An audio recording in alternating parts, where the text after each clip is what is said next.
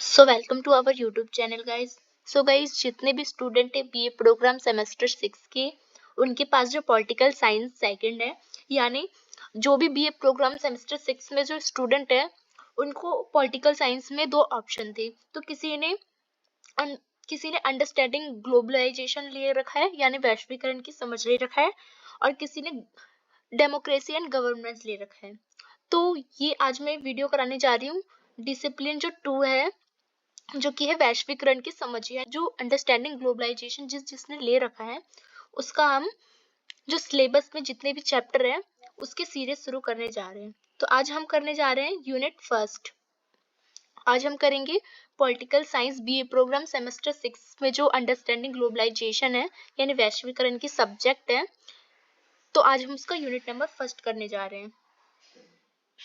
तो देख सकते हैं पॉलिटिकल साइंस बीए प्रोग्राम के स्टूडेंट सेमेस्टर 6 का, और नेम ऑफ द सब्जेक्ट आपका है वैश्वीकरण की समझ, यानी अंडरस्टैंडिंग ग्लोबलाइजेशन। तो चलिए स्टार्ट करते हैं आज के हमारे वीडियो। तो वीडियो स्टार्ट करने से पहले अगर आप हमारे चैनल पर नए आए हो तो नीचे दिए गए बेल आइकन को दबा के चैनल को सब्सक्राइब कर दीजिए, जिससे सारी नोटिफिकेशन आपके पास जल्द से जल्द पहुंच जाए। साथ ही आप हमारे टेलीग्राम चैनल पर भी जुड़ सकते हैं, जहां आपको सारे नोट्स, सारे प्रीवियस क्वेश्चंस, सारे सिलेबस आपको प्रोवाइड कर दी जाएगी। तो चलिए स्टार्ट करते हैं आज के हमारे वीडियो। तो हमें करना है यूनिट नंबर फर्स्ट। तो हमारा यूनिट फर्स्ट का आज हम पार्ट फर्स्ट करेंगे, क्योंकि हमारे यूनिट नंबर जो फर्स्ट है उसमें 3 चैप्टर दे रखे हैं। तो आज हम उसका चैप्टर नंबर फर्स्ट करेंगे। इसमें हमें करना है वैश्वीकरण का अर्थ और वाद विवाद क्या है, यानी वैश्वीकरण क्या है, उसका अर्थ क्या है, उसकी परिभाषा क्या है, और इस पे क्या वाद विवाद है, यानी क्या इसका विरोध करते हैं, इस पे क्या अपवाद है, ये हम पढ़ेंगे। तो चलिए जानते हैं। सबसे पहले जानते हैं कि वैश्वीकरण का अर्थ और परिभाषा क्या होती है। तो पहले बेसिक चीजें में, मतलब बहुत इजी भाषा में समझिए कि वैश्वीकरण से अभिप्राय है कि भौगोलिक सीमाओं का ना होना तथा भौगोलिक दूरियां की समाप्ति से है। यानी जो वैश्वीकरण है उसका जो मतलब होता है वो होता है भौगोलिक जो सीमाएं होती है, मतलब एक देश की दूसरे देश से जो सीमाएं होती है उसका ना होना। सीमाएं ना होने का मतलब व्यापार के लिए कोई भी सीमा ना होना, मतलब एक देश से दूसरे देश में व्यापार आराम से करा जा सके, या आवाजाही के लिए भी, जैसे कि व्यापार के लिए आवाजाही हो, यानी कोई बिजनेस के लिए किसी और देश में जाना चाहता हो या हमारे देश में आना चाहता हो तो उसकी सीमा ना हो, ये वाली सीमा की बात की गई है। और भौगोलिक दूरियां की समाप्ति हो, यानी समाप्ति का मतलब भौगोलिक दूरियां की सारे देश एक दूसरे के देश में जा जाके व्यापार कर सके, अर्थात प्रत्येक राष्ट्र अपनी सीमाओं के बाहर जाकर अन्य राष्ट्रों के साथ अपने संबंध को स्थापित कर सके, यानी प्रत्येक जो भी देश है, जो भी राष्ट्र है, वो क्या कर सके, अपने देश से बाहर जाए और दूसरे जो देश होते हैं उनसे संबंध स्थापित करे, उनसे व्यापार के लिए और बहुत सारी चीजों के लिए जो होती है एक संबंध स्थापित करे, उसी को कहते हैं वैश्वीकरण। तो घरेलू बाजार में सक्रिय बाजारी शक्तियां द्वारा राष्ट्रीय सीमाओं से बाहर आकर अपनी क्रियाविधि को करना ही वैश्वीकरण कहलाता है। यानी वैश्वीकरण का मतलब ये हुआ कि जो भी भौगोलिक सीमाएं होती हैं और दुनिया की जो दूरियां होती है उसको कम करना, और हमारे संबंधों को दूसरे राष्ट्र के संबंधों से अच्छे संबंध बनाना, और अपनी सीमाओं से बाहर जाके अपनी कार्य को करना, अपने जो भी हमारे बिजनेस है उसको स्टैब्लिश करना, यही क्या कहता है, वैश्वीकरण कहलाता है। तो जानते हैं वैश्वीकरण का अर्थ। तो वैश्वीकरण का अर्थ है कि वैश्वीकरण अंग्रेजी शब्द ग्लोबलाइजेशन का हिंदी रूपांतरण है, मतलब ग्लोबलाइजेशन जो है उससे बना है वैश्वीकरण। तो वैश्वीकरण को भूमंडलीकरण भी कहा जाता है।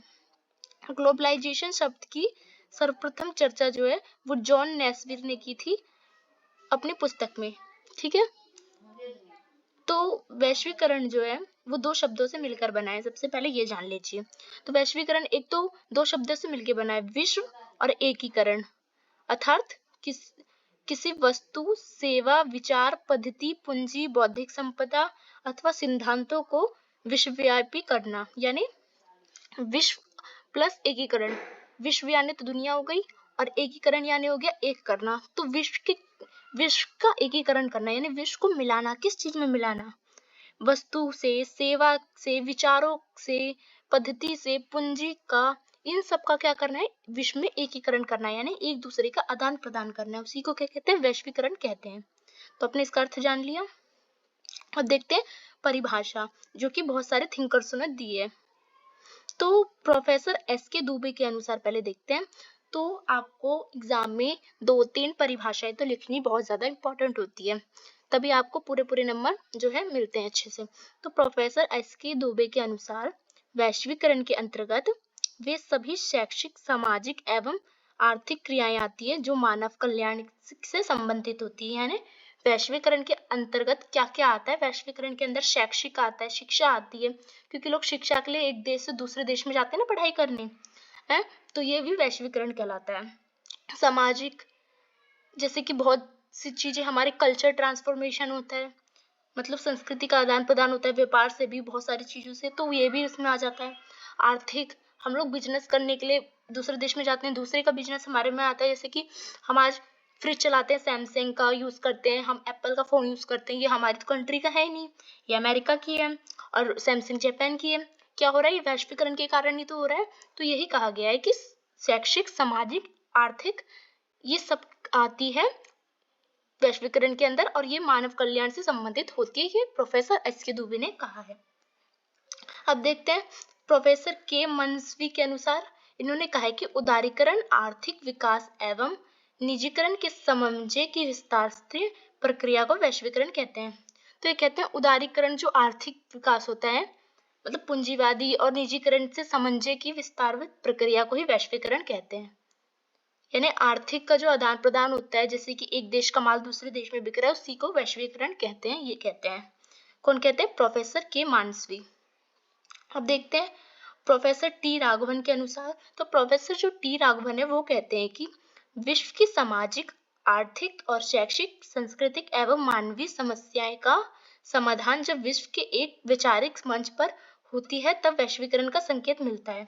तो ये कहते हैं कि वैश्वीकरण वो है जब एक अंतरराष्ट्रीय मंच होता है, तो उस पे जब क्या होता है, समाज से रिलेटेड, सामाजिक और आर्थिक और शैक्षिक, शिक्षा से संबंधित, संस्कृति, कल्चर और मानवीय समस्याएं जितनी भी होती है, उसका समाधान और उसके जो वैचारिक मंच प्रदान होते हैं, उसी को वैश्वीकरण कहते हैं। मतलब ये कहते हैं कि जितनी भी अंतरराष्ट्रीय मंच है ना, जिसपे ये सारी चीजें होती है, आर्थिक से रिलेटेड अंतरराष्ट्रीय मंच है, जैसे कि ट्रेड के लिए है, संस्कृति के लिए है, तो जब इन सब पे आते हैं ना वो लोग अपनी समस्या को सुलझाने के लिए, तो उसी को इन्होंने कहा है कि वो ही वैश्वीकरण कहलाता है। तो सबके अनुसार वैश्वीकरण की अलग अलग परिभाषा दी गई है। तो आपने जान लिया। अब जानेंगे हम वैश्वीकरण के प्रकार कितने होते हैं। तो वैश्वीकरण के प्रकार बेसिकली आप कह सकते हो 4 प्रकार के होते हैं, जो आपने 12th क्लास में भी पढ़ा होगा। तो देखते हैं क्या होता है। तो वैश्वीकरण के प्रकार में आ जाता है पहला कि विश्व के एक हिस्से के विचार का दूसरे हिस्सों में पहुंचना, ये भी क्या कहलाता है, ये भी वैश्वीकरण कहलाता है। यानी अगर एक देश के विचार हैं वो दूसरे देश में जा रहे हैं, तो ये भी वैश्वीकरण है। यानी मान लो कोई न्यूज चल रहा है अमेरिका की, और वो टेलीकास्ट हो रहा है, और वो इंडिया में लोग देख रहे हैं, चाहे जापान में देख रहे हैं, चाहे जैसे जैसे कोई पिक्चर हो गया या कोई विचारों से रिलेटेड कोई भाषण हो गया, तो वो जो एक कंट्री के लोग दूसरी कंट्री के देख रहे हैं, तो ये भी क्या कहलाता है, ये भी एक वैश्वीकरण कहलाता है। मतलब विचारों का आदान प्रदान भी वैश्वीकरण कहलाता है। दूसरा कि पूंजी का एक देश से ज्यादा जगह जाना, यानी पूंजी जो होती है उसका भी एक देश से ज्यादा जगह जाना, वो भी क्या कहलाता है, वैश्वीकरण कहलाता है। यानी जो बिजनेस के लिए जाते हैं लोग पूंजी के लिए, तो ये भी क्या कहलाता है, वैश्वीकरण कहलाता है। तीसरा कि वस्तुओं का एक देश से दूसरे देश में पहुंचना, ये भी वैश्वीकरण कहलाता है। जैसे कि अमेरिका का एप्पल जैसे बिकता है इंडिया में, तो ये भी वैश्वीकरण के कारण। जापान का यहाँ बिकता है सैमसंग, तो वो भी, आप देखो कार की कितनी वैरायटीज है जो कि बाहर कंट्री से आती है, हमारी कंट्री की बहुत सारी चीज बाहर जाती है, वस्तुएं जो बाहर जाती है बिकने के लिए, आयात और निर्यात होता है, एक्सपर्ट होता है जो, तो ये सब क्या कहलाता है, ये भी वैश्वीकरण कहलाता है। ये तीसरा हो गया। अब व्यापार और बेहतर आजीविका की तलाश में एक स्थान से दूसरे स्थान पर जाना, ये भी वैश्वीकरण कहलाता है। यानी वैश्वीकरण ये भी होता है, कोई लोग है वो अपने अच्छे जीवन के लिए क्या करेगा, यहाँ नहीं रहना चाहता, वो विदेश में नौकरी करना चाहता है, या विदेश का कोई व्यक्ति है वो हमारे इंडिया में नौकरी करना चाहता है एक अच्छी जीविका की तलाश में, या पढ़ने के लिए जा रहा है वो, या कोई पढ़ने के लिए हमारे देश में आ रहा है, तो ये भी क्या होगा, ये भी एक वैश्वीकरण होगा। तो वैश्वीकरण के 4 बेसिकली आपने टाइप्स देख लिया कि विचारों का और पूंजी का, वस्तुओं का और लोगों का अच्छी जीविका के लिए एक जगह से दूसरी जगह जाना, ये सब वैश्वीकरण के प्रकार है। तो अब देखते हैं कि वैश्वीकरण का इतिहास जान लेते हैं थोड़ा। अब हम सोचेंगे वैश्वीकरण तो आज हो रहा है, आज बहुत सारे बिजनेसमैन आ रहे हैं, या हम जा रहे हैं पढ़ने कहीं और, या विचार पूंजी और जितनी भी चीज है, तो इन सब का जो वैश्वीकरण हो रहा है वो अभी हो रहा है, ऐसी बात नहीं है। वैश्वीकरण का बहुत पुराना इतिहास है। अब जानते हैं कि पहले से वैश्वीकरण कैसे हो रहा था। तो वैश्वीकरण कोई आज की प्रक्रिया नहीं है, यह प्रक्रिया प्राचीन काल से है। इस काल में राजा के काल में अंतरराष्ट्रीय व्यापार होते थे। अब जानते हैं जो राजा महाराजा होते थे पहले, चंद्रगुप्त मौर्य, मराठा साम्राज्य, यहाँ तक कि सिंधु घाटी सभ्यता में भी आपने देखा होगा व्यापार होते थे मिस्र से, तो इन सब से। तो ये क्या होता था, पहले से ही क्या हो रहा है, वैश्वीकरण हो रहा है, क्योंकि वस्तु का आदान प्रदान हो रहा है, तो वस्तु का आदान प्रदान भी प्रकार है एक वैश्वीकरण के, तो वैश्वीकरण कहलाता है ये। तो आगे देखते हैं कि इतिहासकार, साधु, महात्मा तथा राजा ये सब क्या करते थे, ये धन के लिए, शक्ति के लिए और ज्ञान की प्राप्ति के लिए क्या करते थे, नए नए मार्गों की तलाश करते रहते थे, और इसके लिए वे बहुत दूर दूर यात्राएं करते थे। उदाहरण के लिए रेशम जो है, रेशम को ढूंढने के लिए मार्ग जो कि चीन से लेकर यूरोप तक फैला हुआ था, जो विश्व के एक बड़े भूभाग को आपस में जोड़ता था। आर्थिक रूप से यह लोग के जीवन को प्रभावित करता था, यानी पहले इतिहासकार, साधु, महात्मा सब एक दूसरे की तलाश में ज्ञान के पढ़ने के लिए, तथा बौद्ध धर्म के समय भी बहुत सारे यात्री आए थे, धन के लिए भी और व्यापार के लिए भी और ज्ञान के लिए भी क्या करते थे, यात्राएं करते थे। तो ये सब वैश्वीकरण कहलाता है। एग्जाम्पल के 3000 साल पहले सिंधु घाटी सभ्यता और सुमेरियन सभ्यता के बीच भी व्यापार के संबंध रहे हैं। आपने पढ़ा होगा सिंधु घाटी सभ्यता जब, तो उसमें लिखा होगा कि, देखा होगा आपने, पढ़ा भी होगा कि सुमेरियन सभ्यता सिंधु घाटी सभ्यता के साथ व्यापार करते थे। तो ये भी क्या था, मतलब वैश्वीकरण बहुत पुराना था, प्राचीन काल से। तो 1वीं शताब्दी में चीन के हान राजवंश के जो एशिया तथा यूरोपीय देशों के साथ इनके व्यापार, ये भी व्यापार करते। तो चीन का जो हान वंश था, आपने एशियन सोसाइटी में पढ़ा होगा, तो वो क्या करता था, यूरोपियों के साथ व्यापार करता था। इसके भी सबूत मिला है, यानी वैश्वीकरण बहुत पहले से होता था। तो हम पढ़ रहे हैं वैश्वीकरण की इतिहास, तो वैश्वीकरण बहुत पहले से होता है। गुप्त काल में भी होता था। गुप्त काल में बौद्ध संस्कृति के प्रभाव में इस काल में यूनान, मिस्र, रोम, ईरान, सीरिया, श्रीलंका, इन सब से क्या होता था, व्यापार होने लगा था। क्यों? क्योंकि बौद्ध धर्म फैल रहा था। बौद्ध धर्म के कारण बहुत ज्यादा संस्कृति का आदान प्रदान हो रहा था। फिर देख सकते हो कि मध्यकाल में इस्लाम का उदय हुआ और इसका विस्तार हुआ, और यहूदी और मुस्लिम व्यापारी ने क्या करा, दुनिया के विभिन्न भागों में व्यापार के लिए ये लोग गए। तो ये भी क्या था, वैश्वीकरण था। अब देखो कि मध्यकाल में चंगेज खान जो था और तैमूर लंग के साम्राज्य ने विश्व के एक बड़े भूभाग को जोड़ा, जिसे आधुनिक वैश्वीकरण अल्प विकसित रूप से माना जा सकता है। मध्यकाल में चंगेज खान, आपने सुना होगा चंगेज खान, तैमूर लंग वो था, तैमूर लंग के जहाँ पे तैमूर लंग का शासक था वहीं से बाबर आया था जिसने मुगल की स्थापना की थी। तो इन सब ने भी क्या करते थे, ये इन लोगों ने वैश्वीकरण के लिए इन्होंने भी बहुत ज्यादा एक भाग से दूसरे भाग जाते थे। तो 17वीं शताब्दी में भी आप देख सकते हो जब अंग्रेज आए थे, तो 17वीं शताब्दी में वैश्वीकरण एक कारोबार बन गया था। इस समय तो जाते थे युद्ध के लिए, पढ़ाई के लिए, ज्ञान के लिए, व्यापार के लिए भी, पर इस समय क्या हो गया था, आधुनिकता की ओर बढ़ गया था। जब अंग्रेज आ गए थे, डच ईस्ट इंडिया कंपनी, इन सब की क्या हुई थी, स्थापना हो गई थी भारत में। तो वास्तविक वैश्वीकरण की शुरुआत जो है वो आधुनिक काल में मानी जाती है, क्योंकि औद्योगिक क्रांति जब आई, तो जब औद्योगिक क्रांति आई उसके पश्चात यूरोप और अफ्रीका जैसे देशों में मध्य व्यापारिक जो संपर्क के विस्तार में देखी जा सकती है। तो सन 1492 में क्या हुआ था, कोलंबस द्वारा क्या की गई थी, अमेरिका की खोज की गई थी। इससे भी क्या हुआ, वैश्वीकरण बहुत ज्यादा बढ़ा। तो अब देखते हैं कि वैश्वीकरण को लेके क्या अपवाद थे।